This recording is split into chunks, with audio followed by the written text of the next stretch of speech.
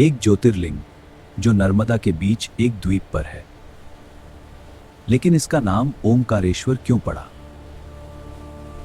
नर्मदा के बीच द्वीप पर शिव विराजमान, लेकिन ये ज्योतिर्लिंग 12 में से कौन सा है? लाखों श्रद्धालु हर साल आते हैं, लेकिन इस ज्योतिर्लिंग का सबसे गहरा रहस्य क्या है?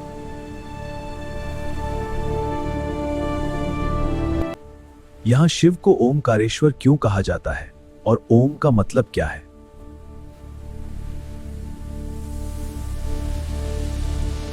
नर्मदा स्नान करने से पाप मिटते हैं, लेकिन इस ज्योतिर्लिंग में स्नान का फल क्या है?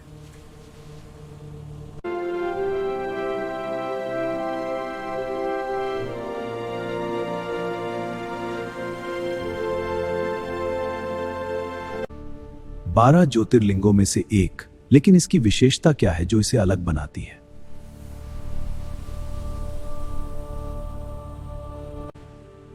तीसरी आंख खुली, लेकिन इस ज्योतिर्लिंग में तीसरी आंख का रहस्य क्या है? जहां नर्मदा स्वयं ओम बनती है, वहीं प्रकट है ओमकारेश्वर। राजा मांधाता ने इस ज्योतिर्लिंग की स्थापना की, लेकिन क्यों? द्वीप की परिक्रमा करने से क्या मिलता है, लेकिन असली फायदा क्या है? नर्मदा मां इस ज्योतिर्लिंग को घेर कर रखती है, लेकिन इसका गहरा रहस्य क्या है?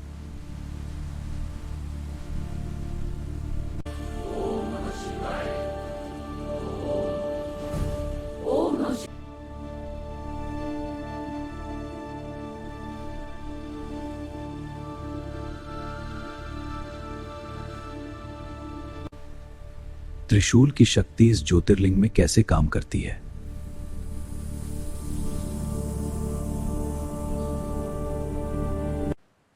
जहां नदी स्वयं ओम बनती है, वहीं प्रकट हैं ओमकारेश्वर। नर्मदा की धारा, शिव का स्वरूप।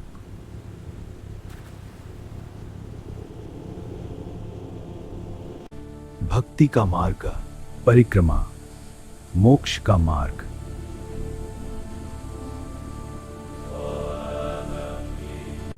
तपस्या से प्रकट हुआ ज्योतिर्लिंग।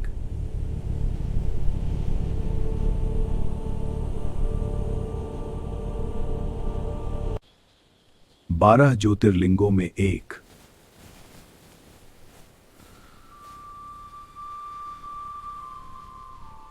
तो नर्मदा शिव को अपनी गोद में समेटे हुए हैं, मां और पुत्र का अनोखा प्रेम।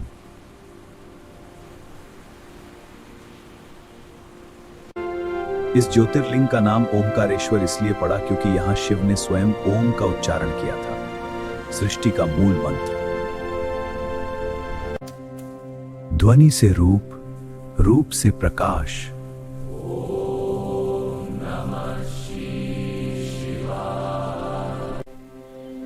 और प्रकाश से शिव।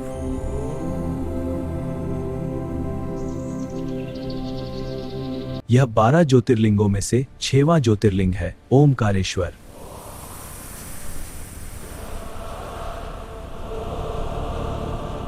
ओम ब्रह्मांड का मूल ध्वनि है। ओमकारेश्वर शिव स्वयं उस ध्वनि के रूप में विराजमान है। जहां नर्मदा स्वयं ओम बनती है, वहीं प्रकट हैं ओमकारेश्वर। इस ज्योतिर्लिंग का सबसे गहरा रहस्य यह है कि यहां शिव और नर्मदा मां एक साथ विराजमान है। राजा मांधाता की तपस्या से प्रसन्न होकर शिव ने स्वयं ओमकार रूप में प्रकट होकर ज्योतिर्लिंग लिया। जब भक्त पूर्ण समर्पण के साथ परिक्रमा करता है, तब जीवन बदलना शुरू हो जाता है।